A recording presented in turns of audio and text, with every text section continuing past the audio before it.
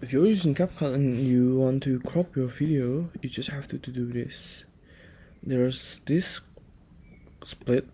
You can split this. You can move. You can move the meter. You can zoom in, and then you can just click this, and it will be cropped and split.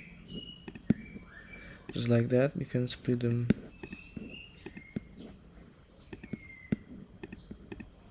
And done.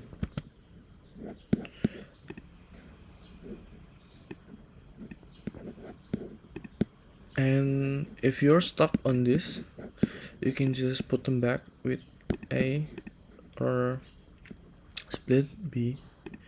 Then you can be on the normal cursor again. This is how you're able to crop videos, just by using this. And make sure you can also zoom in to make it easier. Zoom in with your trackpad or use Command plus, however you want. And this is how you're able to crop videos in CapCut.